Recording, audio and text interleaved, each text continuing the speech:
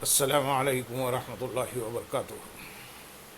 الحمدللہ رب العالمین والصلاة والسلام علی سید المرسلین، اما بعد فاعوذ باللہ من الشیطان الرجیم، بسم اللہ الرحمن الرحیم۔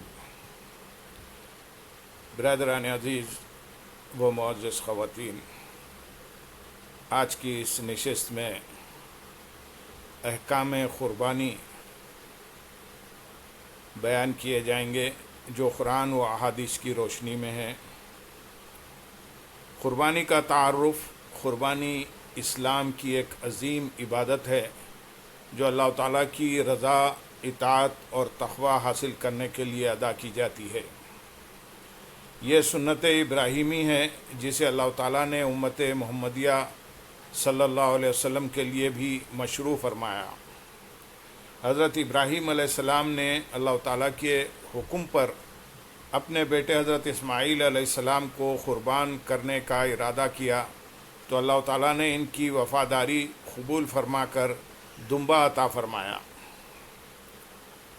قربانی کا حکم اللہ تعالیٰ ارشاد فرماتے ہیں سورۃ الکوثر میں آیت نمبر 2 میں، فصلی لربک وانحر، پس اپنے رب کے لیے نماز پڑھو اور قربانی کرو۔ رسول اللہ صلی اللہ علیہ وسلم نے فرمایا، جو شخص وسعت رکھنے کے باوجود قربانی نہ کرے وہ ہماری عیدگاہ کے قریب نہ آئے۔ اس حدیث کو سنن ابن ماجہ نے روایت کیا ہے۔ قربانی کن پر واجب ہے؟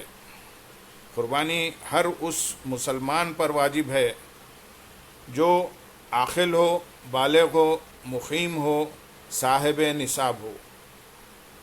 صاحب نصاب سے مراد وہ شخص ہے جس کے پاس بنیادی ضروریات کے علاوہ اتنا مال ہو جس پر زکوٰۃ واجب ہوتی ہے۔ قربانی کے جانور، قربانی کے لیے ان جانوروں کو قربان کرنا جائز ہیں۔ اونٹ، گائے، بیل، بھینس، بکری، بھیڑ، دمبا۔ جانور کی عمر، اونٹ کی عمر 5 سال ہونا ضروری ہے، گائے اور بھینس کی عمر 2 سال ہونا ضروری ہے، بکری کی عمر 1 سال ہونا ضروری ہے۔ بھیڑ یا دمبا 6 ماہ کا ہو مگر 1 سال کا معلوم ہوتا ہو تو جائز ہے۔ اس حدیث کو صحیح مسلم نے روایت کیا ہے۔ کن جانوروں کی قربانی جائز نہیں؟ ایسا جانور جس میں واضح عیب ہو اس کی قربانی جائز نہیں۔ مثلا کانا جانور، یعنی جس کے کان کٹے ہوں، بہت بیمار جانور، لنگڑا جانور، بہت کمزور جانور، ان تمام جانوروں کی قربانی جائز نہیں ہے۔ اس حدیث کو سنن ترمذی نے روایت کیا ہے۔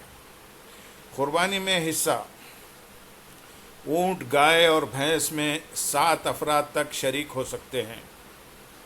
بکری یا دمبا صرف ایک شخص کی طرف سے کافی ہوتا ہے۔ قربانی کا وقت عید الاضحیٰ کی نماز کے بعد شروع ہوتا ہے اور 12 ذو الحجہ کے غروب آفتاب تک رہتا ہے۔ نماز عید سے پہلے قربانی کرنا درست نہیں، اور جو شخص نماز عید سے پہلے قربانی کر لے اسے دوبارہ قربانی کرنی پڑے گی۔ اس حدیث کو صحیح بخاری نے روایت کیا ہے۔ قربانی کی فضیلت، رسول اللہ صلی اللہ علیہ وسلم نے فرمایا، قربانی کے دن اللہ تعالیٰ کے نزدیک خون بہانے سے زیادہ محبوب عمل کوئی نہیں۔ اس حدیث کو سنن ترمذی نے روایت کیا ہے۔ ایک اور حدیث میں ہے، آپ صلی اللہ علیہ وسلم نے ارشاد فرمایا، قربانی کے جانور کے ہر بال کے بدلے 1 نیکی ملتی ہے۔ اس حدیث کو سنن ابن ماجہ نے روایت کیا ہے۔ قربانی کے گوشت کی تقسیم، قربانی کے گوشت کے 3 حصے کرنا مستحب ہے۔ 1 حصہ اپنے لیے، 1 حصہ رشتہ داروں اور دوستوں کے لیے، 1 حصہ غریبوں اور محتاجوں کے لیے۔ قربانی کرنے والے کے لیے مستحب عمل، ذو الحجہ کا چاند نظر آنے کے بعد قربانی کرنے والے کے لیے مستحب ہے کہ بال نہ کاٹے، ناخن نہ کاٹے یہاں تک کہ قربانی کر لے، یعنی قربانی کے بعد بال اور ناخن کاٹ سکتا ہے۔ اس حدیث کو صحیح مسلم نے روایت کیا ہے۔ قربانی کی دعا جانور ذبح کرتے وقت یہ دعا پڑھے، بسم اللہ اللہ اکبر اللہم ھذا منک ولک، اللہ کے نام سے، اللہ سب سے بڑا ہے، اے اللہ یہ تیری طرف سے ہے اور تیرے ہی لیے ہے۔ قربانی کے اہم مسائل: قربانی کی کھال صدقہ کرنا بہتر ہے، خسائی کو مزدوری کے طور پر کھال یا گوشت دینا جائز نہیں، قربانی خالص اللہ تعالیٰ کی رضا کے لیے ہونی چاہیے، ریاکاری اور فخر سے بچنا چاہیے۔ اللہ پاک سے دعا ہے، اے اللہ ہماری قربانی، عبادات اور نیک اعمال قبول فرما، ہمیں اخلاص، تقوی اور سنت پر عمل کرنے کی توفیق عطا فرما، آمین یا رب العالمین۔ اللہم صلی علی سیدنا محمد وعلی آل سیدنا محمد وبارک وسلم، وآخر دعوانا ان الحمد للہ رب العالمین۔